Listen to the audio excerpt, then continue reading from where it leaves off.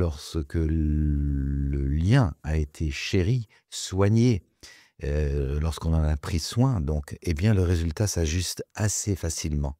Inversement, quand on a été préoccupé juste résultat, sans chérir et soigner le lien, waouh! Alors, les résultats sont précaires et laborieux.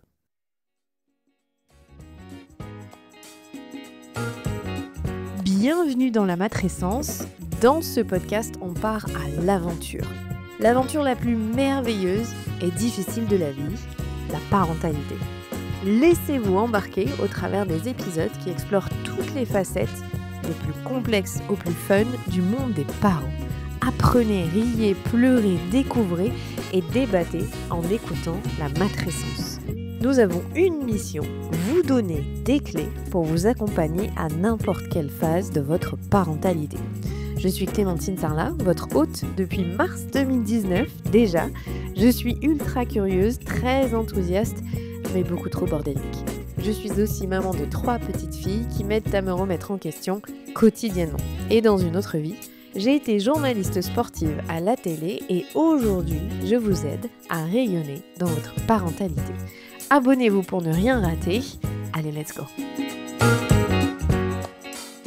Avant d'être parents, nous sommes des êtres humains. Ça paraît banal ce que je dis, sauf qu'on oublie très souvent de prêter attention à cet être humain, c'est-à-dire nous. Revenir à soi, s'écouter pour pouvoir vivre dans la joie et mieux entendre les besoins des autres, c'est la mission que s'est donnée Thomas d'Ansembourg.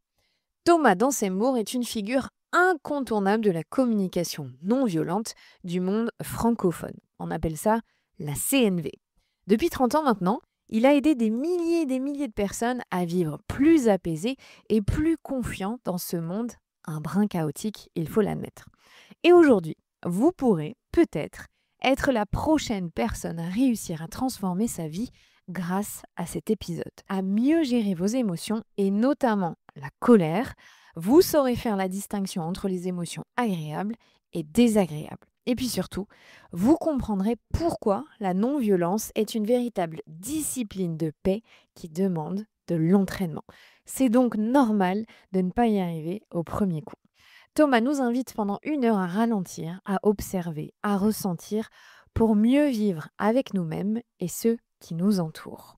Je vous souhaite une très très bonne écoute parce que je sais que cet épisode est primordial. Et d'ailleurs, si on vous a envoyé cet épisode alors que vous ne connaissez pas ce podcast, je vous souhaite la bienvenue dans la matrescence.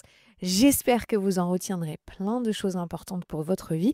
Et surtout, n'hésitez pas à aller faire un tour sur le site www.lamatrescence.fr pour avoir plus d'épisodes et plus de connaissances en tant que parent. Allez, très bonne écoute, c'est à vous. Bonjour Thomas.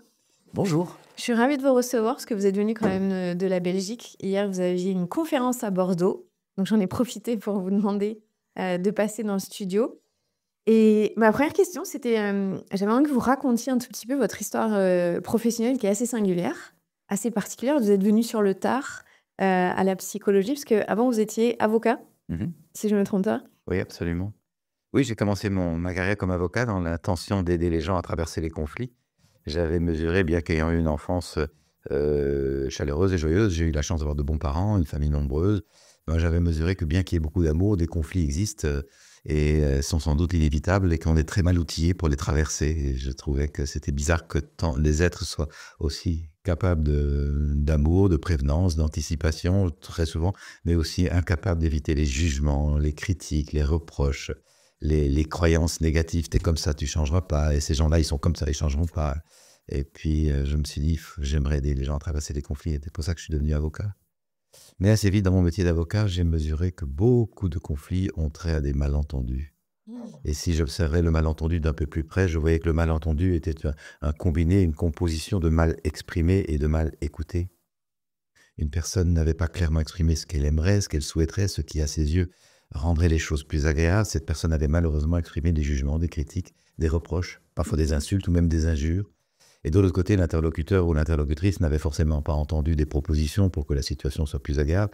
Cette personne avait forcément entendu les jugements, les critiques, les reproches, les insultes ou les injures. Elle s'était donc enfuie en claquant la porte, ou elle avait répondu sur le même ton.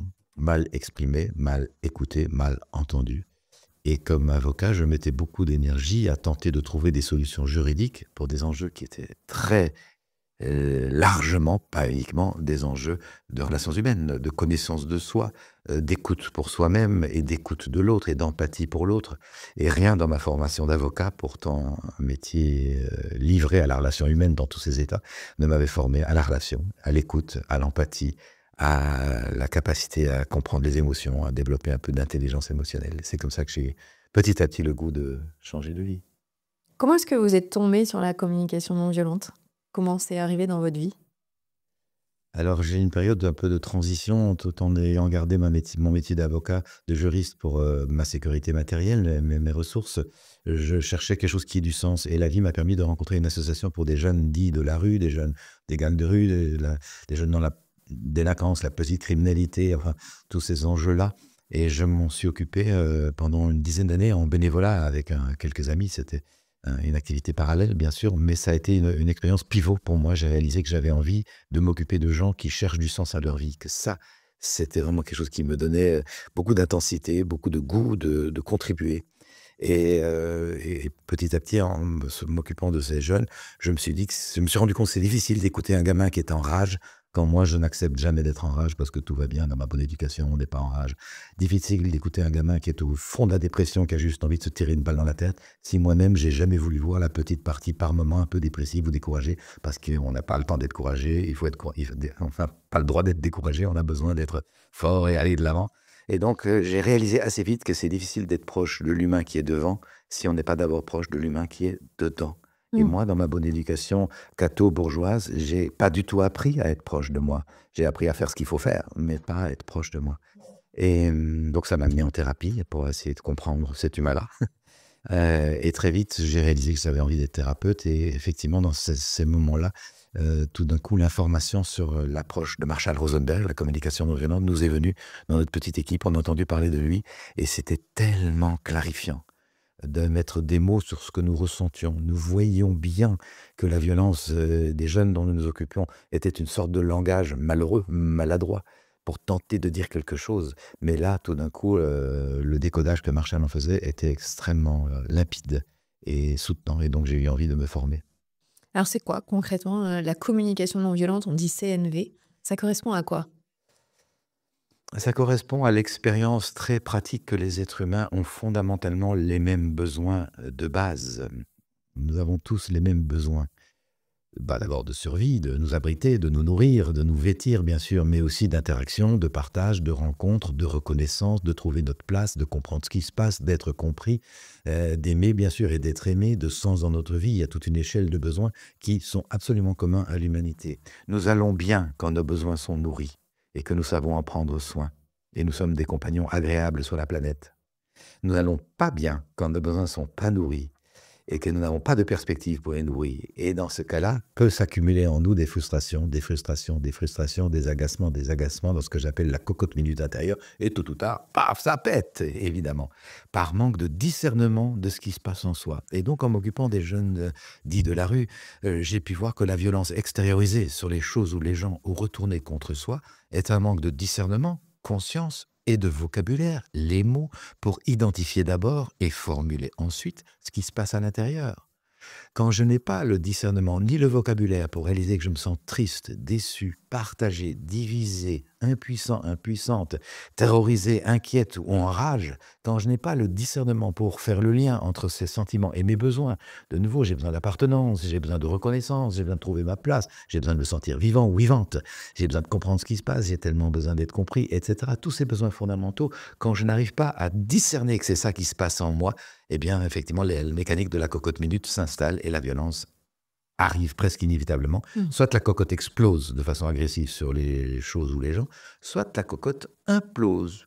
Ouch dans la violence retournée contre soi, pardon, et ça c'est évidemment la dépression ou le burn-out ou toutes sortes de maladies somatiques. Mmh. Et donc j'ai réalisé que c'était vraiment essentiel d'apprendre à se connaître.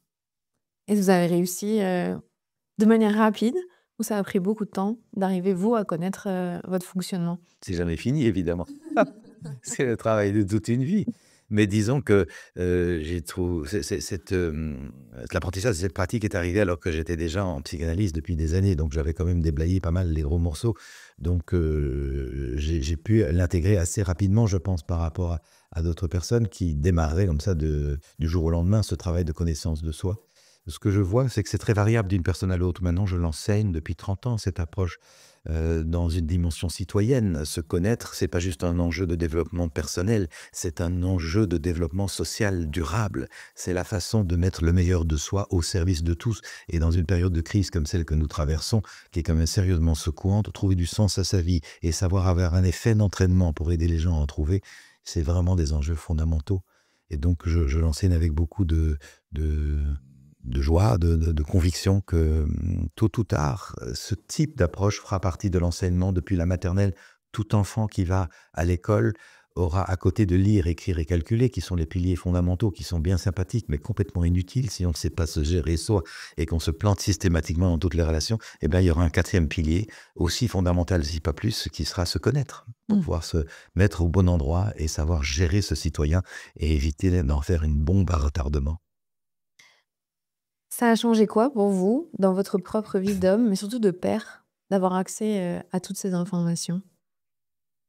Ça a été un tournant significatif pour la simple raison que, avant cette approche-là, j'avais beaucoup trop peur de l'engagement affectif. Je ne me voyais pas m'engager dans un couple durable. J'avais des relations amoureuses, mais il fallait pas que ça se solidifie trop parce que ça me faisait trop peur. Mmh. J'avais peur de perdre ma liberté, de ne pas pouvoir être moi-même en étant dans un couple. Le discernement que m'a permis l'approche de la communication non violente m'a vraiment aidé à petit dissoudre mes peurs, comprendre ce qu'il y avait derrière et sentir que j'étais tout à fait capable d'entrer dans un couple sans perdre ma liberté, qu'il s'agissait juste de trouver la personne avec qui je pouvais m'entendre et nommer ces choses et trouver l'espace. Et j'ai trouvé une femme merveilleusement libre et autonome qui adore sa vie et on s'entend super bien au-delà de toute attente. J'ai 27 ans de vie de couple et j'en suis tous les jours de plus en plus joyeux. Voilà, donc j'étais le premier bénéficiaire de cette approche. Et ensuite, à l'époque, quand j'ai commencé ce travail sur moi, 33, 34, 35 ans, je ne pensais pas avoir des enfants. Je voulais pas emmener les enfants dans ce monde de désarroi. Et donc, maintenant, j'ai très vite eu 3 filles avec Valérie, ma femme, et elles sont des jeunes adultes maintenant et je suis un père absolument comblé de voir ces 3 jeunes filles grandir en autonomie, en discernement, en joie d'être là, en goût de contribuer au monde. Ouais, et dans l'appellation communication non violente, on ne mesure pas le potentiel, on entend quelque chose. Bah, d'abord, il y a les personnes qui s'y reconnaissent pas et moi-même la première fois je dis: «Bah, moi j'ai pas besoin de ça, je suis pas violent».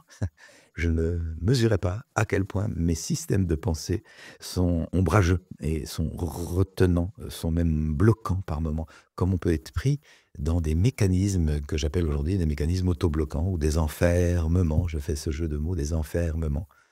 Et donc, pas mal de personnes n'imaginent pas combien nous sommes malheureusement habitués à une certaine brutalité par nos habitudes de pensée. Ensuite, le mot communication laisse entendre qu'on a affaire à quelque chose de très horizontal. Je vais travailler à mieux dire ce que j'ai à dire et travailler à mieux écouter ce que l'autre a à dire. C'est pas faux. C'est pas faux. Toutefois, pour arriver à dire ce que j'ai à dire, alors que bouillonne en moi une grosse colère et que l'envie première qui me passe par la tête, c'est d'envoyer mon poing dans la figure de l'autre, et arriver à maîtriser mes sentiments, mes besoins, pour faire des demandes claires et passer un message qui soit audible par l'autre, ça demande un ancrage.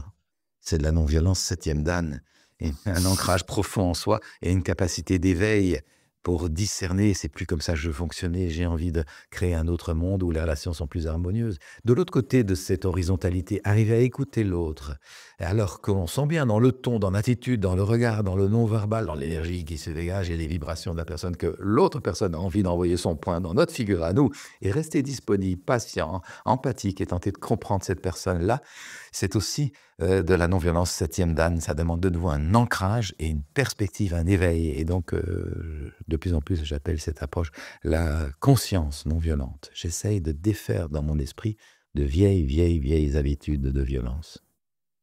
C'est vrai qu'il y a beaucoup de parents qui, sont stressés, sûrement anxieux, de se dire qu'ils élèvent, des enfants dans un monde qui est un peu brutal, qui est un peu dur en ce moment.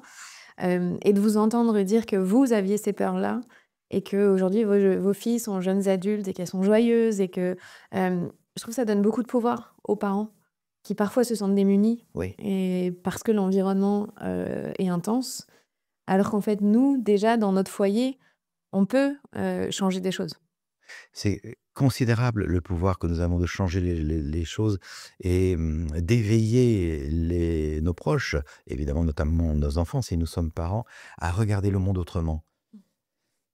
Inversement, si je me plains de tout, que je rentre en râlant de mon travail, que j'en veux à mon patron, à mes collègues, au trafic, au gouvernement et que je passe ma vie à râler, je donne un modèle du monde qui est pas très inspirant et donc bien des enfants se disent: C'est quoi cet univers? J'ai pas envie de grandir là-dedans». Et quand ils décident pas de repartir d'où ils viennent, ce qui arrive parfois quand même avec des enfants qui, se suicident de plus en plus jeunes, ça peut malheureusement arriver. Eh bien certains se maintiennent dans des comportements d'adolescents, je veux pas entrer dans le monde adulte, je reste une sorte d'adolescent à perpétuité. Nous avons besoin de clarifier l'importance, du modèle que nous donnons par notre façon de faire, par notre attitude, notre dégaine à travers la vie et ça demande que nous nous connaissions mieux et je souhaiterais que les personnes qui nous écouteront acceptent de réaliser que le premier humain dont ils ont la charge, c'est eux-mêmes. Le premier humain dont on a la charge, c'est nous. Et donc nous sommes invités à prendre soin de nous-mêmes, à nous rencontrer, à nous soutenir, à nous encourager, à nous aider. Et si nous trébuchons, à nous relever avec affection comme un parent ferait d'un enfant. Et donc éviter les jugements, la culpabilité, les remords sur soi, ça ne sert à rien. Nous avons besoin de dépasser ça. Mmh. Le sentiment de honte est souvent profond et il a un pouvoir d'inaction, au final. Ah, c'est très inhibant, bien sûr, c'est tétanisant. Dans la période de nouveau que nous traversons, je pense que nous avons besoin que tout le monde soit sur le pont pour reprendre ce langage de Marine, à la manœuvre. Et à la manœuvre, c'est amener une nouvelle conscience, une conscience plus généreuse, plus encourageante, plus solidaire. Et ça commence par soi-même, avoir un regard solidaire par rapport à soi-même. Ne pas laisser une partie de soi dans l'ombre, ne pas rejeter une partie de soi par la culpabilité, par la honte ou le remords. C'est vraiment un travail d'élargissement du discernement et de pacification de soi qui se révèle de plus en plus nécessaire, je pense. Et c'est pas compliqué. Les personnes qui nous écoutent ont fait toutes sortes d'apprentissages. Elles ont appris un métier, elles ont appris à conduire une bagnole, elles ont appris à aller sur internet. Peut-être certains ont appris un instrument de musique ou du sport. Tout ça n'est pas venu par hasard. On n'apprend pas à jouer au foot ou au tennis ou la clarinette ou le piano parce qu'on l'a souhaité. On s'y est impliqué, on a travaillé, on a pris des cours, on a pris un peu d'aide, on a lu des manuels, on a peut-être pris un prof, on a répété, répété, répété et petit à petit, la maîtrise et le plaisir de la maîtrise s'instaure. Eh bien, la connaissance de soi, c'est du même ordre. On acquiert petit à petit, en y travaillant, une certaine maîtrise et le plaisir de la maîtrise vaut drôlement la peine, franchement, par rapport au fait de rester coincé dans une vie subie. Il y a 2 ans, j'ai, suivi une de vos formations avec Morgane qui travaille avec moi, donc c'était les bases, hein, de la communication non violente et quasiment à chaque fois, avant de commencer une leçon, vous nous demandez de faire un retour au corps. Oui. Vous prenez un moment, pour qu'on se reconnecte à nos sensations. Pourquoi est-ce que c'est si important à faire? Et parce que nous sommes incarnés. Nous sommes dans ce véhicule de chair et d'émotion et d'affectivité. Et ce véhicule, il a un langage, il nous parle. Et si nous négligeons les signaux, nous pouvons forcer profondément la mécanique et rouler à contre-courant, avec tous les risques de crash ou de sortie de route que l'on peut associer à cette image. Et j'en parle comme quelqu'un qui a toujours une vie physique, parce que j'aime les sports, j'ai toujours été sportif, j'aime ça, j'aime la vie d'extérieur, j'habite dans les bois, mon père était forestier, les travaux d'extérieur, rentrer du bois, bûcheronner, tronçonner, j'adore ces choses extérieures, mais je n'écoutais pas finement mon corps. C'était plutôt une sorte de bonne défense physique. Quand j'ai commencé le travail de connaissance de soi, une des personnes avec qui j'ai été initié à ça, qui est un psychanalyste québécois jungien, Guy Corneau, très grand ami, je recommande ses ouvrages à ceux qui nous écouteront. Guy Corneau, malheureusement décédé il y a quelques années, a commencé systématiquement ses journées par un moment de présence au corps et ça m'a éveillé et j'ai réalisé, parce que j'étais encore juriste, que depuis 2 3 années, tout mon corps, le matin, quand je nouais ma cravate, mon costard-cravate pour partir à mon boulot de juriste, tout mon corps disait: «Thomas, changeons de vie, faisons autre chose, on en a marre de toutes ces choses-là». Mais mon petit cerveau gauche logico-mathématique disait: «Non, non, on reste par ici, c'est beaucoup plus rassurant». Et j'étais intimement déchiré, alors que mon corps m'envoyait des messages très clairs que je refusais d'écouter. J'ai frôlé le burn-out par manque d'écoute de moi. Et donc aujourd'hui, systématiquement, j'ai moi-même une hygiène de présence au corps tous les matins. parce que le corps parle, il nous dit ses élans, ses ouvertures, sa spontanéité, mais il nous dit ses regrets, il nous dit ses pesanteurs, ses raideurs, ses divisions intestines. C'est extrêmement précieux de comprendre ça et donc dans mes formations, je propose un moment de présence au corps et je rencontre énormément, une immense majorité de personnes qui disent: «J'ai jamais fait ça. Je savais pas que j'avais un corps. Je me lève tous les matins, il faut travailler, je mets le starter, pouf, on roule et puis je force. Ben oui, je force et c'est surprenant de voir comme dans nos systèmes éducatifs, on n'apprend pas à écouter le corps. On fait peut-être 1 heure ou 2 de gymnastique ou de sport, mais c'est pas dans une écoute attentive et fine, hein. Il y a certainement des personnes parmi nous qui nous écoutent et qui ont une pratique de méditation, de sophrologie ou de tai chi, qui ont une écoute fine des langages du corps. Je souhaiterais que ce soit connu et que ça devienne une sorte de rituel évident, comme on se brosse les dents et comme on prend sa douche. Pour ça, justement, les personnes qui nous écoutent là, qui ont absolument aucune conscience de comment fonctionne leur corps ou en tout cas de ressenti interne, qu'est-ce que vous pourriez leur proposer comme petit exercice rapide qu'ils pourraient faire? Pourquoi rapide? Bah, enfin, ouais, c'est vrai, pour me dire. Ils auront un petit aperçu de ce que c'est. Alors, ce serait plus simple de le montrer. Alors peut-être effectivement si ça les intéresse d'aller voir sur mes les cours en ligne, puisque je montre chaque matin un type d'exercice. Bah, un truc très simple, c'est de faire un scan du corps, de s'asseoir ou de se mettre debout et puis de porter son attention successivement aux différentes parties de soi. Commencer par ses pieds, peut-être faire tourner son pied, commencer par ses genoux, faire un peu tourner les genoux, bouger un peu sur les genoux. Écouter les hanches, faire un petit mouvement de rotation avec les hanches, se discerner comme ça petit à petit: «Tiens, j'ai des pieds. Ah oui et ça me met ma stabilité. Ah oui, ça me donne de l'ancrage. Ah tiens, j'ai des genoux. Ah et des genoux, c'est souple et ça permet d'être et en équilibre et en mouvement. Merci mes genoux». Pourquoi pas avoir un peu de gratitude pour ces genoux qui nous aident tous les jours et puis j'ai des hanches, j'ai la base du corps qui retient tout mon corps, qui me met en mouvement. Juste suivre ainsi les différents organes du corps, les parties du corps, pour prendre conscience que ces choses-là sont vivantes. Rien que ça, j'ai vu des personnes tout à fait, bouleversées en disant: «Je n'ai jamais porté attention à mes différents membres». Mmh. Voilà et puis il y a bien des exercices qui sont faciles à faire, faciles à trouver sur internet, le cas échéant. C'est vrai que nous, les femmes, quand on fait la préparation à l'accouchement, c'est parfois une porte d'entrée pour arriver à ressentir les sensations, parce que souvent les sages-femmes nous demandent de ressentir le bébé, Ouais, de voir là ce que ça fait. Mais on est aussi beaucoup porté sur le bébé et oui, pas tellement sur soi-même, sur nous-mêmes, puisqu'on on porte notre regard sur l'autre être humain qu'on a en nous. c'est ça. Mais ça peut être une des premières portes d'entrée certaines fois pour des femmes.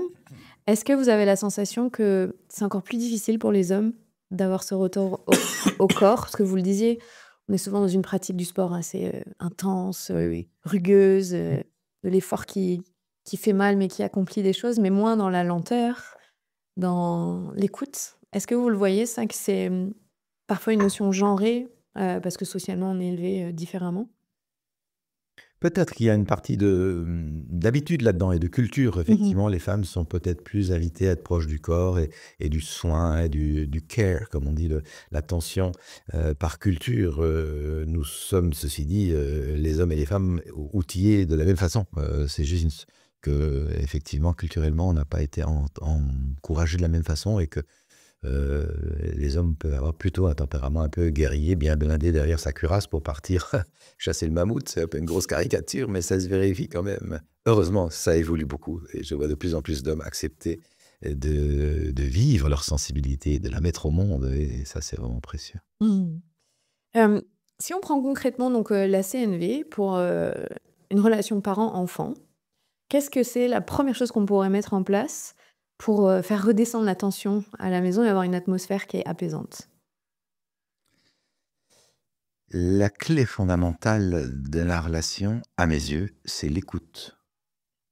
L'écoute attentive de ce que l'autre vit derrière ce qu'il ou elle dit.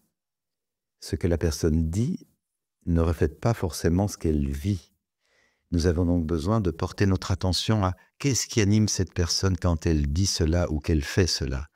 Et ça, c'est un exercice d'empathie. Je me mets en lien avec ce que la personne vit. Et je chéris le lien. Donc, l'écoute permet de privilégier la qualité du lien. Et ça, c'est la mise en œuvre de la devise de la communication non violente, le lien d'abord, Mmh. le résultat ensuite. Et c'est juste à l'inverse de la plupart de nos habitudes qui sont le résultat d'abord. Range ta chambre, fais tes devoirs, mets ton pyjama, brosse tes dents, prépare ton bac.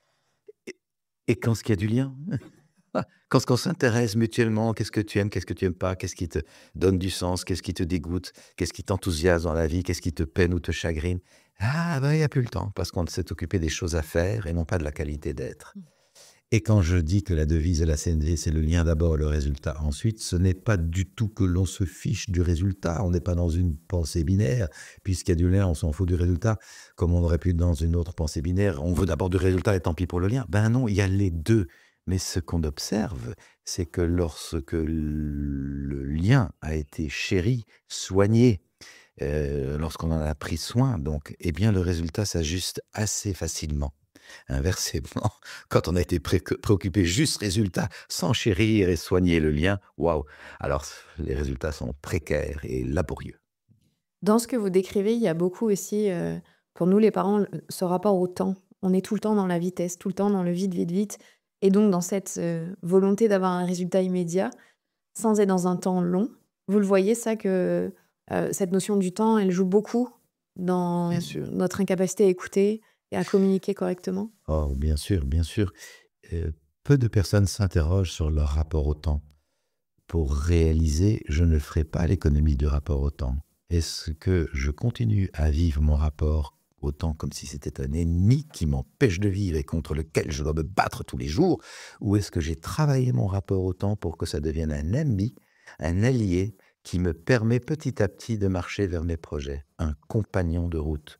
C'est un shift majeur dans nos vies qui change complètement notre rapport au vivant d'une manière générale et bien sûr aux êtres humains. D'abord avec moi-même parce que je prends du temps pour honorer l'humain que je suis dans toutes ses parties et ensuite avec l'autre, avec mon enfant. Si je suis préoccupé par le temps, je le maltraite, c'est-à-dire que je ne le traite pas bien. Et avec mon conjoint, mon compagnon, ma compagne de vie, mais ainsi de suite avec tous les enjeux de la vie. Et je vous en parle comme quelqu'un qui a couru une bonne partie de sa vie et jusqu'à 33, 34 ans, je courais comme un fou contre le temps. J'avais encodé, ayant vu mes parents courir beaucoup, j'avais encodé des messages simples. Dépêche-toi, dépêche-toi, on n'a pas le temps, on n'a pas le temps et on fera ça plus tard. Ça, c'est comme ça que j'ai grandi, bien que j'avais de bons parents. Et je vois que beaucoup d'enfants sont baignés dans cette même précipitation. Et alors, on s'étonne d'être tous épuisés. C'est pas un petit enjeu de nouveau de développement dit personnel que d'apprendre à pacifier son rapport au temps. Alors, j'imagine l'interrogation des personnes qui disent: «Comment est-ce qu'on fait? Comment est-ce qu'on fait?» Ça s'apprend. Ça s'apprend comme tout. Si je vous joue un joli morceau de clarinette, vous dites: «J'ai envie de jouer de la clarinette comme toi». Ben, ça s'apprend. On le décide d'abord, hein, et Non, mais petit à petit, on observe son fonctionnement et on simplifie les choses. Et beaucoup de précipitations, de tensions par rapport aux enfants viennent que le parent n'a pas pris de temps pour soi. Alors, je l'évoquais hier dans la conférence, quitte à vous lever 20 minutes plus tôt, prenez d'abord du temps pour vous. Honorez la personne que vous êtes, en sorte que cette personne soit détendue, calme et disponible pour écouter les autres et avoir un rapport patient et aimant avec l'enfant qui, par nature, fait les choses dans un autre rythme que vous. L'enfant, il vient de débarquer. Il a quelques années, 2, 3 ans, 4, 5 ans.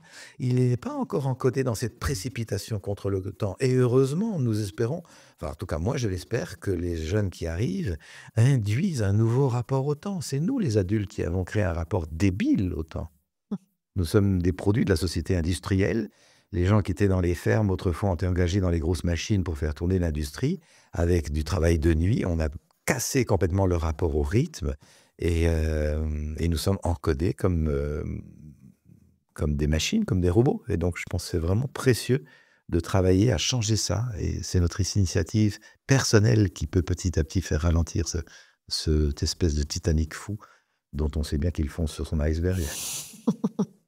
et souvent, en plus, on a l'excuse de dire: «Mais j'ai pas le temps d'apprendre, donc de toute façon, j'ai pas ce temps», donc on est dans un cercle vicieux. C'est un choix qu'on peut faire. Alors, voilà, quand j'entends ça, je dis: «Beh, vous faites le choix que vous voulez». Dans la formation aussi, vous pointez du doigt le fait qu'on a un vocabulaire très pauvre, concernant notre ressenti et c'est vrai que moi qui avais la sensation d'être plutôt, à l'aise, quand vous donnez la liste de tous les mots, J'ai pris une petite claque parce que je me dis: «En fait, pas du tout». En tout cas, j'utilise très régulièrement les mêmes mots alors qu'il existe, une palette, assez infinie. Hem, Ça vient d'où ce rétrécissement, en tout cas cette, incapacité à nommer correctement toutes nos émotions? Mmh. Bon, il y aurait beaucoup à en dire. Je pense que, pendant des décennies et des décennies, la vie a été un peu un combat et il fallait faire sa place sur la planète. Au départ, se défendre des grosses bêtes, qui, prenaient toute la place. Petit à petit, construire une culture, une civilisation, ça s'est souvent fait par du combat, donc de la lutte, donc pas trop de sensibilité pour pouvoir avancer. Alors on peut comprendre ça historiquement, mais aujourd'hui, les gros dinosaures sont plus là pour nous menacer et en principe, on peut envisager des relations beaucoup plus pacifiées et développer donc une connaissance de soi beaucoup plus fine. Et c'est vrai que moi-même, j'étais surpris, alors que j'ai toujours aimé la langue et l'écriture et la poésie, de voir la pauvreté de langage que j'avais vis-à-vis de moi-même pour discerner et nommer les enjeux de ce qui se passe à l'intérieur de nous. J'avais peut-être une quinzaine ou une vingtaine de mots pour dire mes sentiments. C'est fou. Alors, dans les formations de communication non violente, et vous aurez peut-être vu cette liste-là, on distribue un petit feuillet, une liste dans laquelle il y a plus de 150 sentiments agréables et 150 sentiments désagréables. Et ce sont autant de clignotants ou de signaux sur notre tableau de bord. C'est ça, l'utilisation des sentiments en communication non violente. Les sentiments agréables renseignent des besoins qui sont nourris.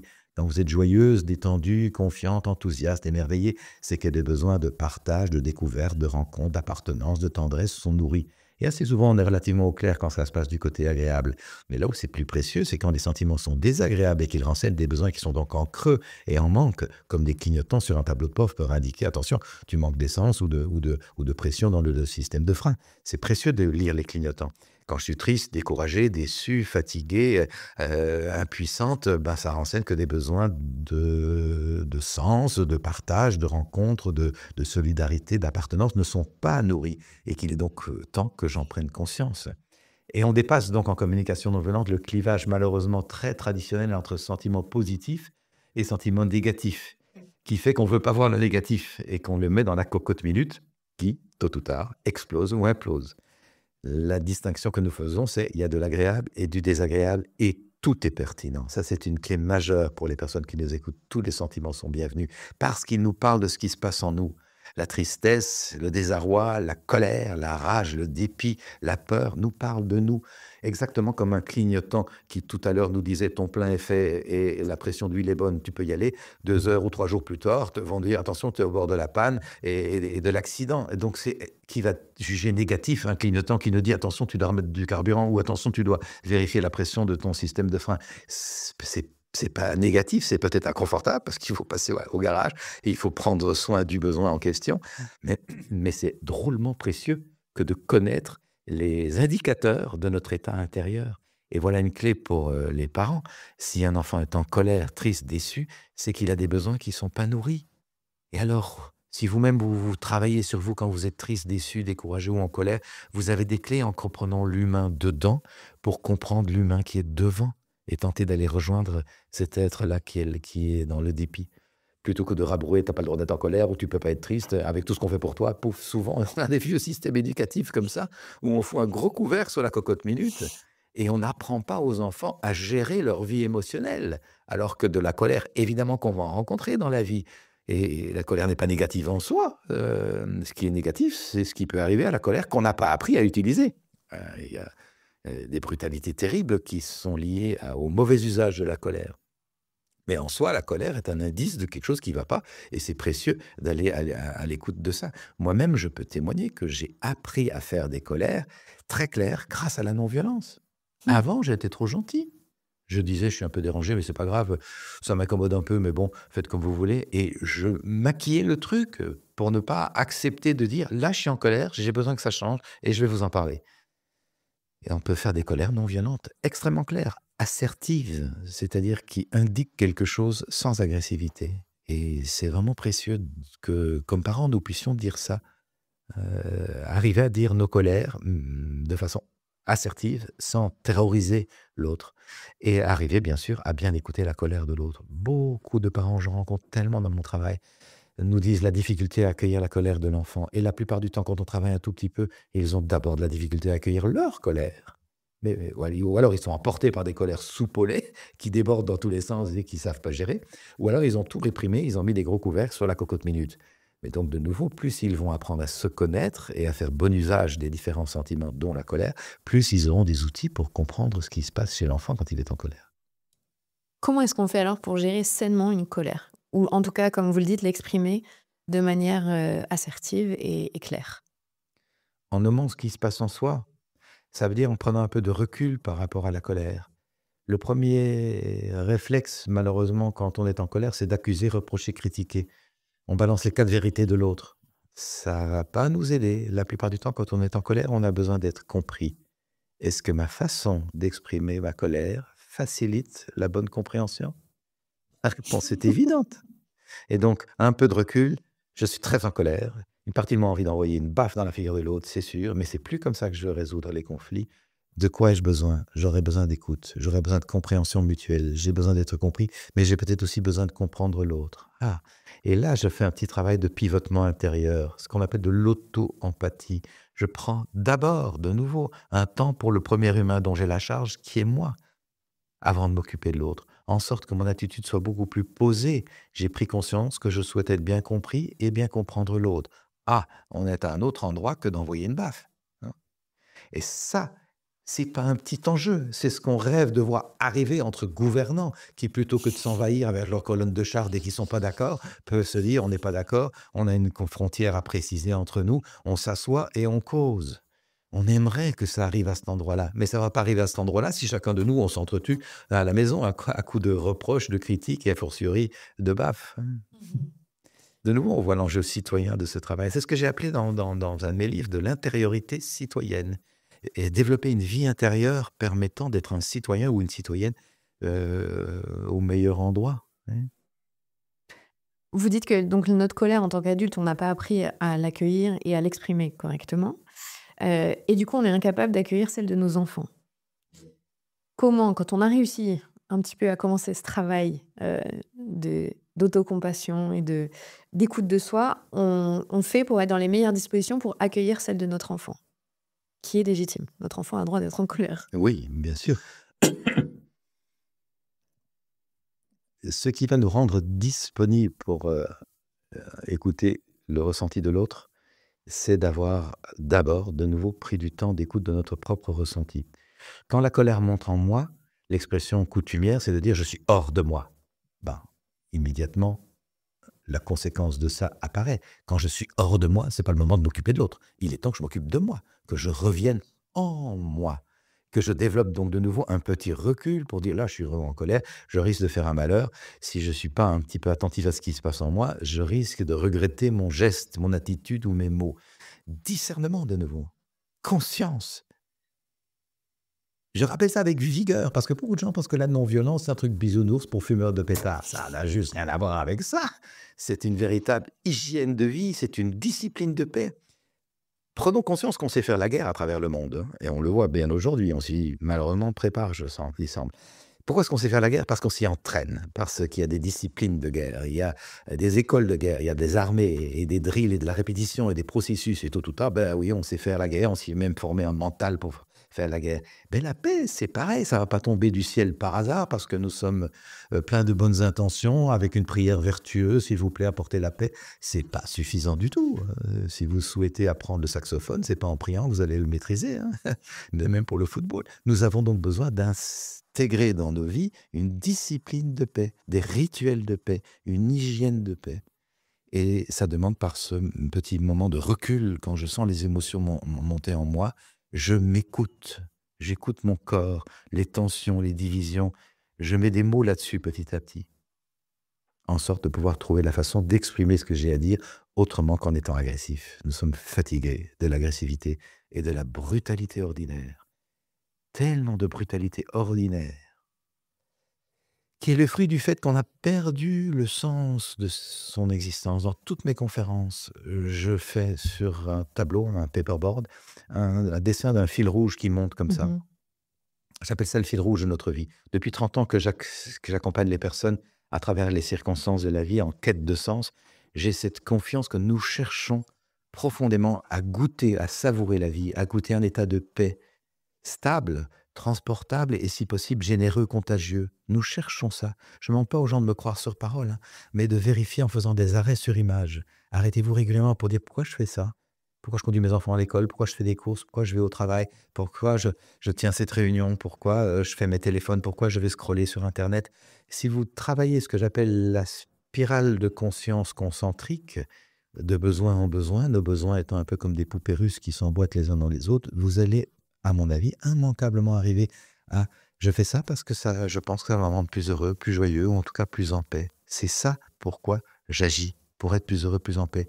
Personne ne vous a forcé à vous mettre en couple. Vous vous êtes mis en couple parce que vous vous êtes dit on sera plus joyeux, on va partager la vie, ça va nourrir notre contentement intérieur, on va être solidaires et émerveillés ensemble du processus de la vie.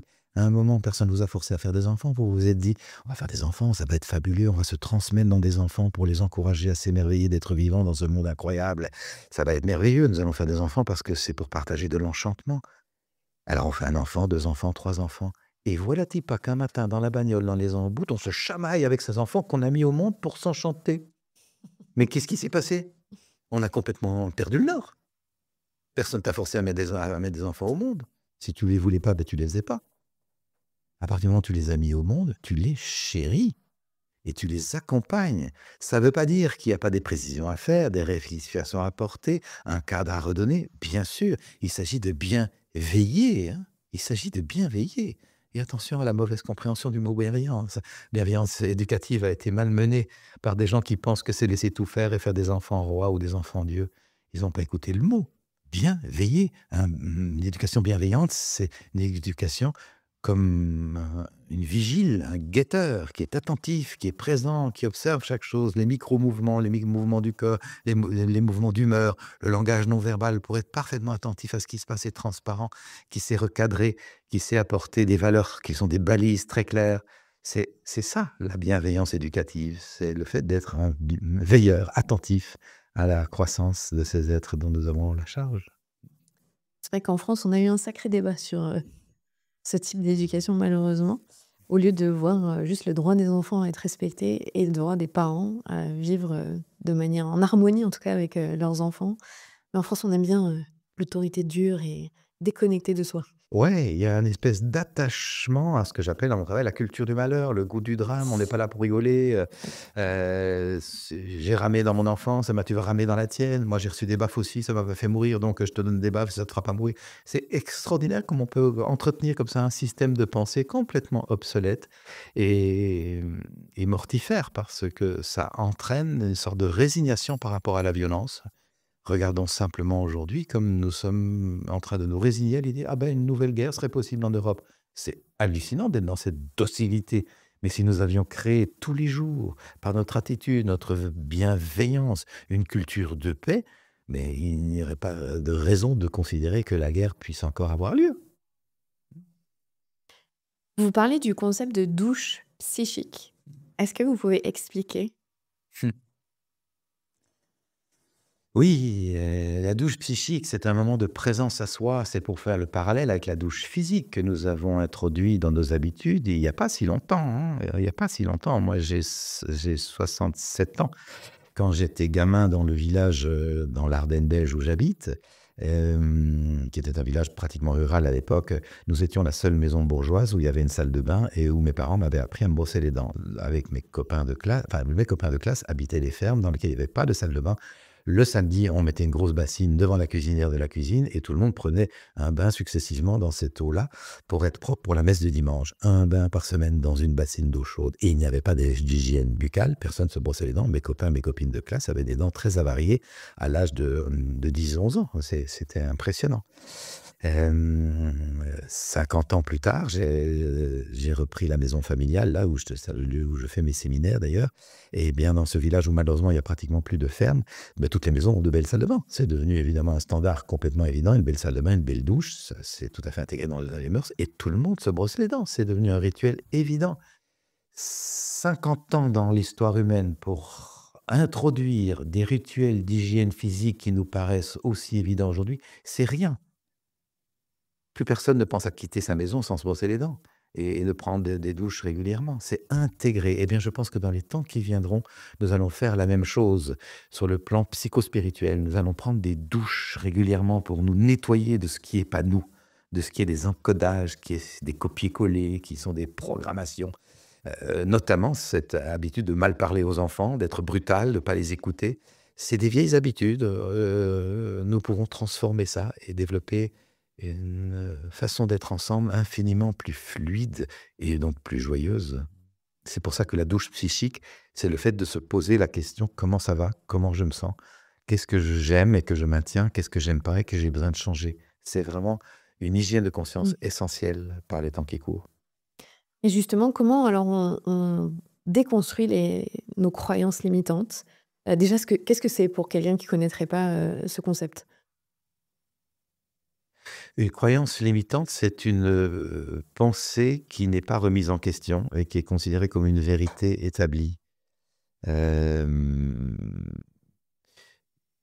et si comment vous en il y en a tellement, comment vous en nommer une, beaucoup de tensions viennent, par exemple: «Il faut que je m'occupe de mes enfants, il faut que je rentre pour leur faire à dîner, je me dois de».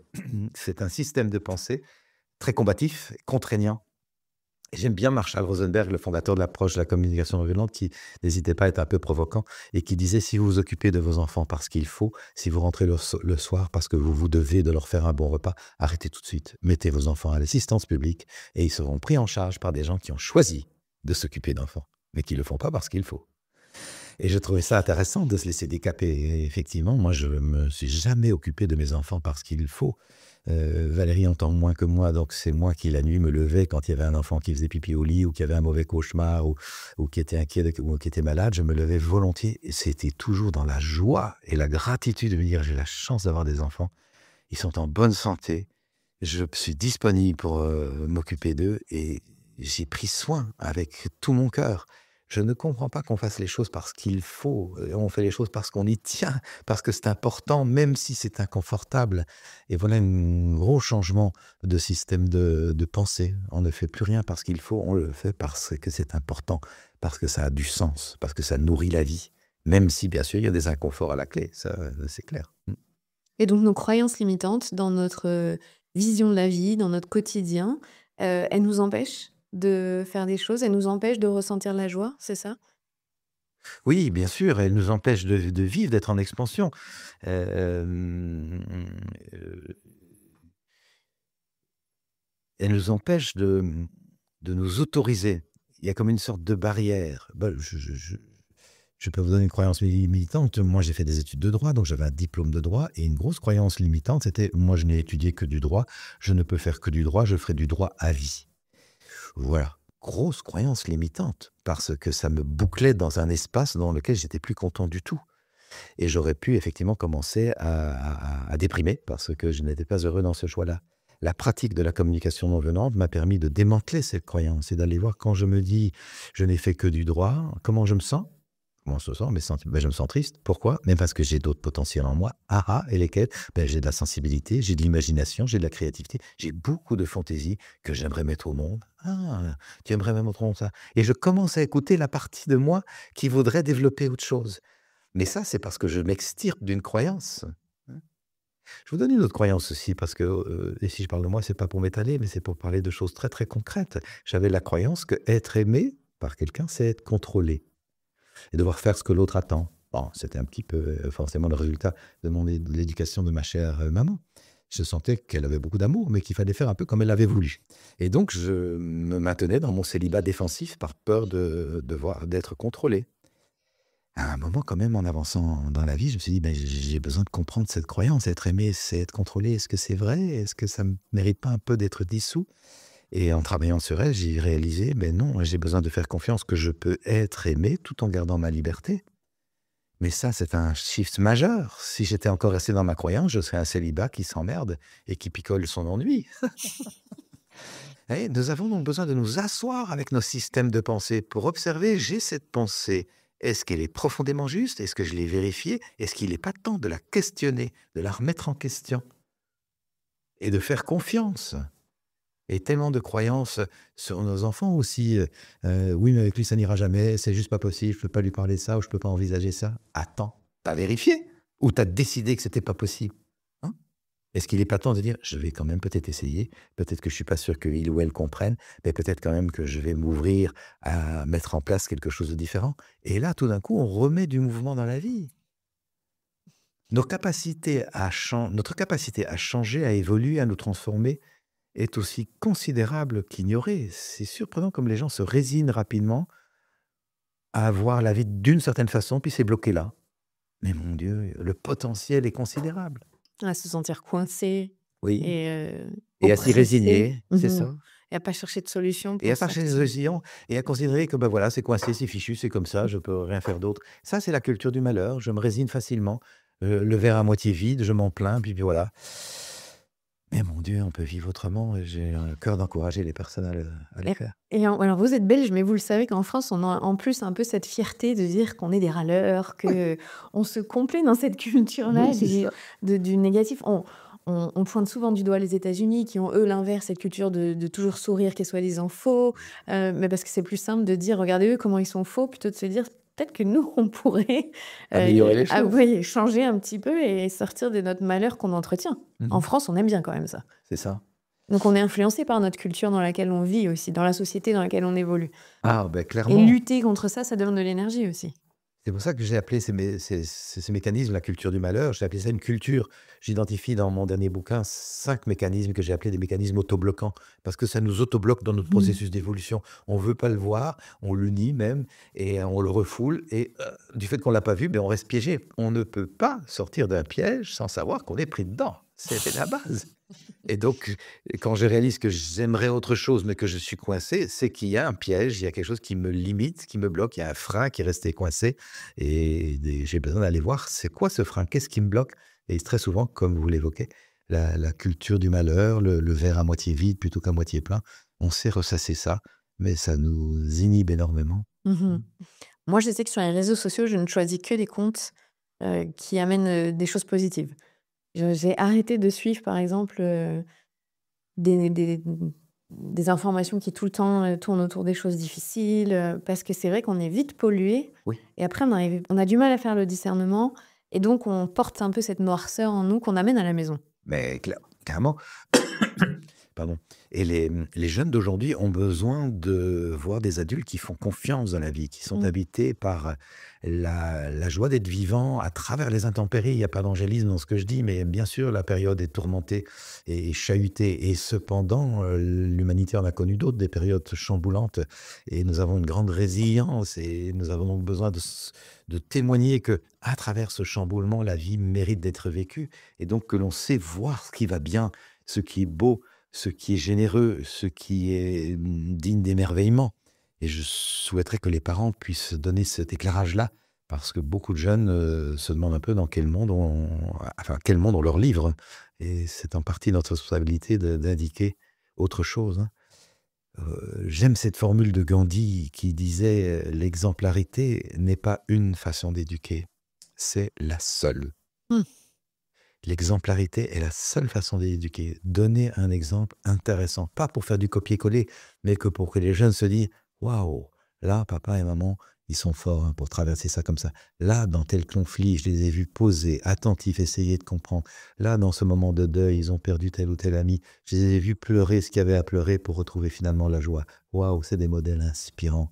Moi, j'ai envie un jour d'être adulte.» Je les ai vus faire des choix avec de grands renoncements. Ils ont pris le temps de clarifier l'option choisie. Ils ont pris le temps de pleurer l'option laissée de côté pour en faire le deuil et avancer sur l'option choisie.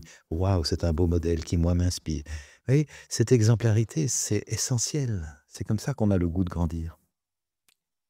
C'est vrai que souvent on oublie dans la parentalité qu'on veut inspirer nos enfants.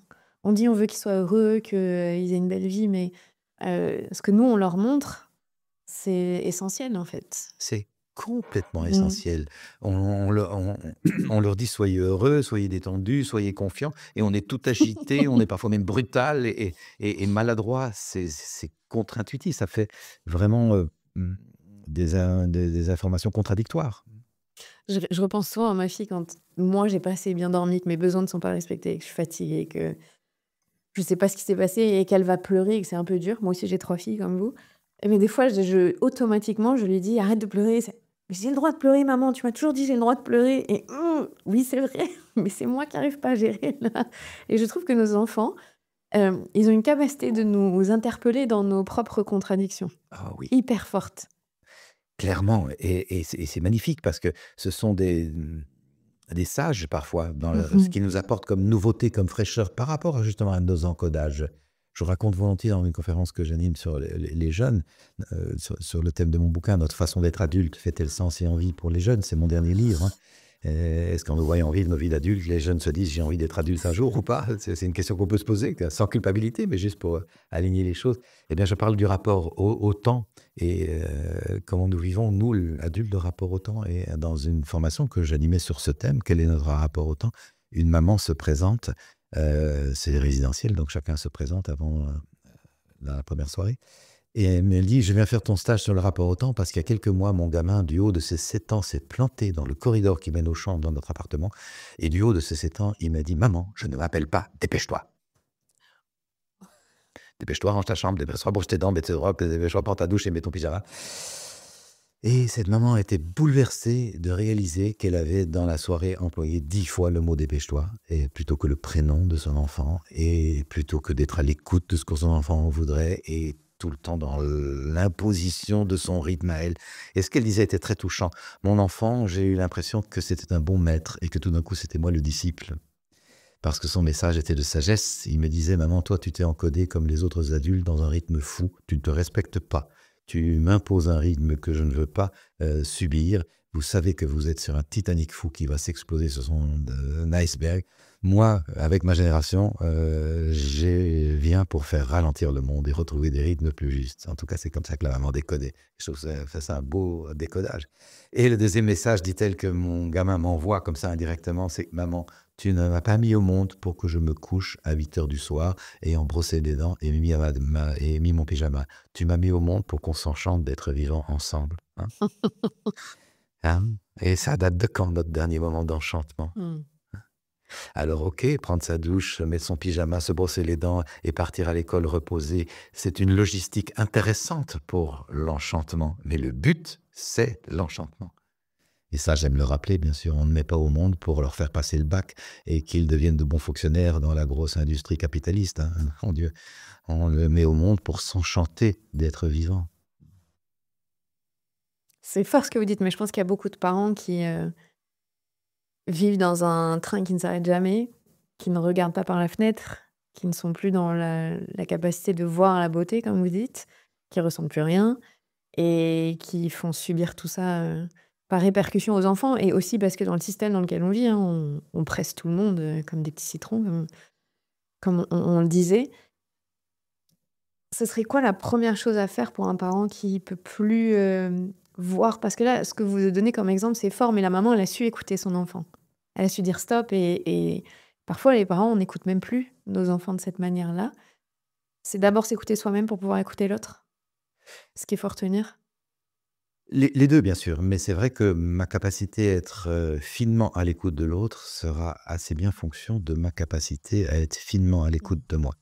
Et donc la première personne avec qui nous avons besoin d'apprendre à être à l'écoute, c'est nous et donc de développer plusieurs fois par jour un moment d'attention pour soi-même. C'est comme du jardinage. Dans mon premier bouquin paru il y a 24 ans, je pense, «Cessez d'être gentil, soyez vrai», hein, j'évoquais 3 minutes 3 fois par jour pour prendre contact avec cet humain-là et se poser la question: «Comment ça va? Comment je me sens? Qu'est-ce qui me réjouit? Qu'est-ce qui fait sens? Qu'est-ce qui m'enchante? Quelles sont les valeurs qui sont nourries et vers lesquelles je tends?» Mais aussi, donc pour clarifier que ma boussole va bien par là, mais également qu'est-ce qui me pèse? Qu'est-ce qui me divise? Qu'est-ce qui me peine? Qu'est-ce qui me fatigue? Pour comprendre les besoins qui sont en creux, en manque et dont j'ai besoin petit à petit de prendre soin. Une hygiène de conscience pour se situer.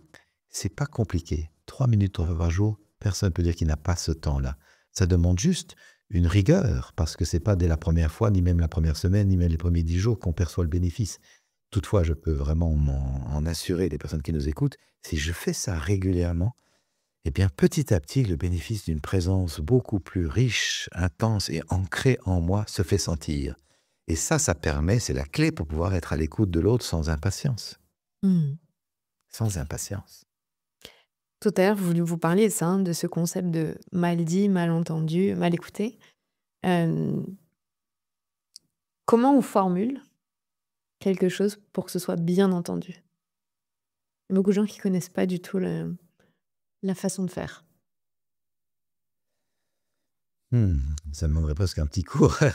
Ça irait au-delà du temps que nous avons ici. Formuler nos profonds besoins, pas nos envies, pas nos désirs.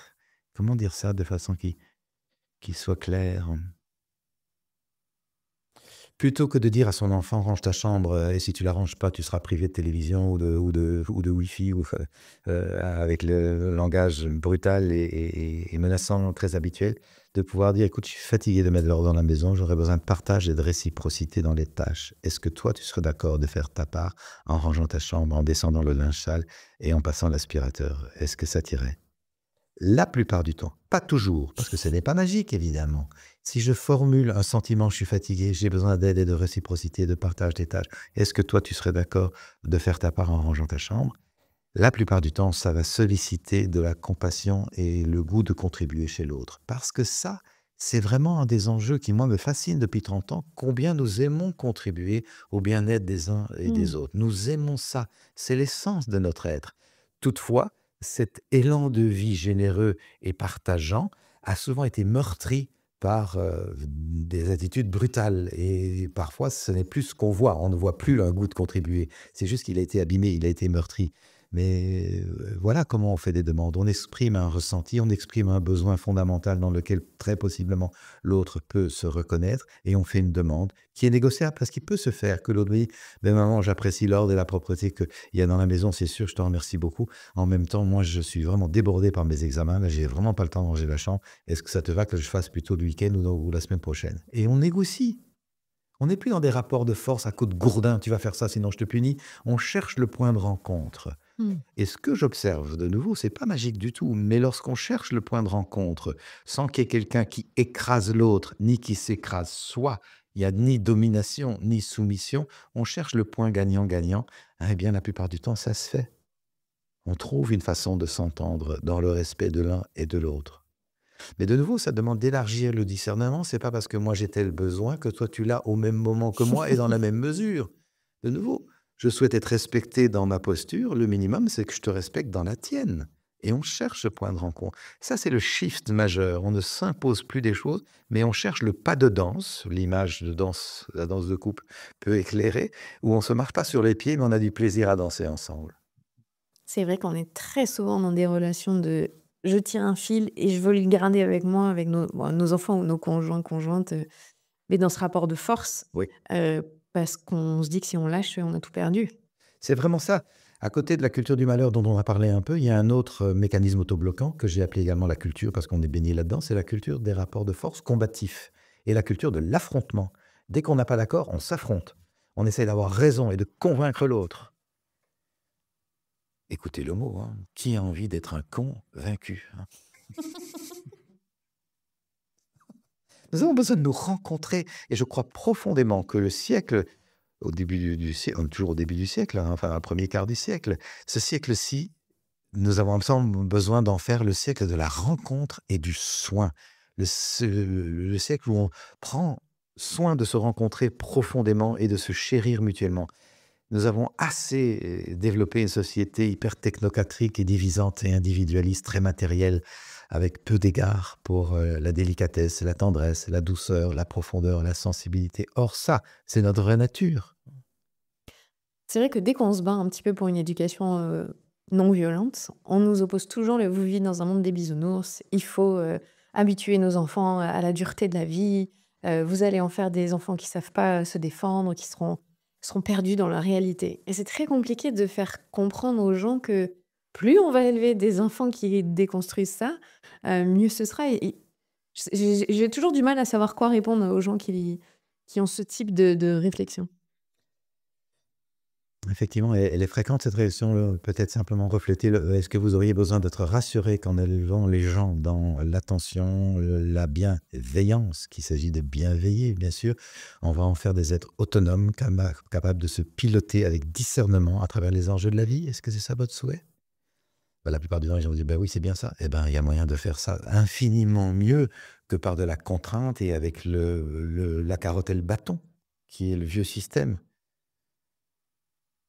qui est l'éducation par la menace ou, d'une punition ou d'un rejet, d'un blâme et la tentation d'une récompense. Donc des facteurs extérieurs. Donc l'être n'est pas invité à agir parce qu'il le sent, parce que c'est juste, parce qu'il en comprend profondément la signification et il s'y implique de tout son être. Il agit pour acheter la paix, la reconnaissance, la gratitude et éviter le rejet. Mais mon Dieu, c'est pour ça que j'ai écrit ce CD de Gentil soyez vrai. C'est que moi, j'ai été élevé pour faire plaisir, quitte à me négliger complètement. Et donc acheter la paix et la reconnaissance, quitte à courir comme un fou jusqu'au bord du burn-out. Mmh. Et tellement de gens aujourd'hui sont au bord du burn-out parce qu'ils ne savent pas faire respecter des limites. Mmh. Nous avons tous besoin d'apprendre à faire respecter les limites, c'est essentiel. Et on peut le faire avec clarté et bienveillance, avec rigueur et bienveillance. De nouveau, je disais, la non-violence, c'est pas la non-colère, hein. On peut apprendre à faire des colères non-violentes. Et la non-violence, ce n'est pas la non-vigueur. On peut être extrêmement vigoureux tout en étant violent. Non-violent. On peut aussi. Mais ça, c'est moins entendable. On est moins dans une culture où on comprend ça. On confond un peu les concepts. Comme vous dites, de non-violence, de Oui. bienveillance, comme si c'était la porte ouverte à toute... Comment est-ce qu'on indique des limites de façon claire? Eh bien, j'ai pu dire à mes enfants, je les ai élevés comme ça.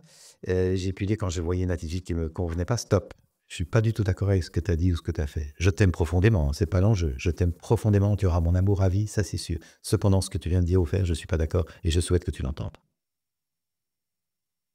Ça, c'est ce que j'appelle sanctionner un comportement sans punir. Il y a aucune punition. Il y a j'indique qu'il y a telle valeur qui a été transgressée.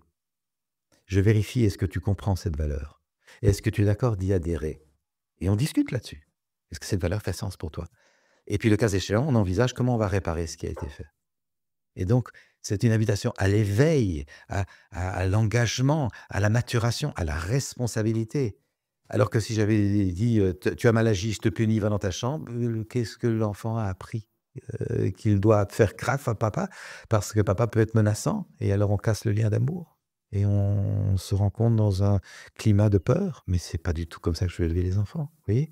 On peut être très, très clair autrement que par la carotte et le bâton. Mmh. Et sans soustraire son amour. Ah non, bien sûr, sans soustraire de son amour.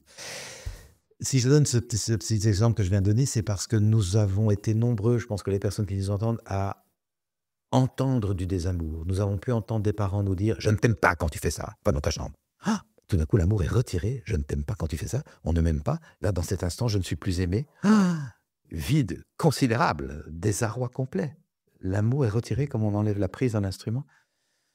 Et donc, il s'agit d'indiquer l'autre. Et je t'aime profondément, évidemment, et tu auras mon amour à vie, ça c'est sûr. Et cependant, ce que tu viens de dire ou faire ne me convient pas pour telle ou telle raison. Et je donne le sens, j'explique, j'invite à l'éveil de la conscience et de la responsabilité. C'est ça, bien veiller. Ça n'a rien de bisounours. Et communiquer sans violence. C'est communiquer sans violence, oui. Merci beaucoup Thomas. Merci pour toutes les explications. Si vous avez envie et vous écoutez d'aller beaucoup plus loin, il y a toute la plateforme en développement où on retrouve beaucoup de formations. Parce qu'il y en a, moi j'en ai fait une, mais il y en a qui s'appliquent aux couples, aux parents, au travail, je crois. Oui, bien sûr, il y a toutes sortes d'occasions. Nous sommes en relation partout. Et donc, améliorer la qualité de la relation, c'est vraiment un enjeu de vivre ensemble. Et j'espère que ces cours en ligne peuvent apporter beaucoup de clés pratico-pratiques pour mieux vivre, hein. Ce n'est pas une réflexion intellectuelle, c'est comment changer son quotidien. Merci, hein. Merci beaucoup beaucoup. pour l'accueil. Vous venez d'écouter un nouvel épisode de La Matrescence. Merci infiniment pour votre soutien. Si vous voulez découvrir de nouvelles pépites, n'hésitez pas à aller sur le site www.lamatrescence.fr. Vous pouvez également vous abonner à la newsletter qui sort tous les vendredis. Rendez-vous également sur le site pour pouvoir vous inscrire. Ensuite, vous devez vous abonner sur votre plateforme d'écoute pour pouvoir recevoir les notifications. C'est ce qui fait grandir ce podcast. Merci infiniment et continuez de partager ce savoir autour de vous. Je sais que c'est comme ça que beaucoup des auditrices et des auditeurs ont découvert ce podcast. Alors un grand merci. Prenez soin de vous. À la semaine prochaine.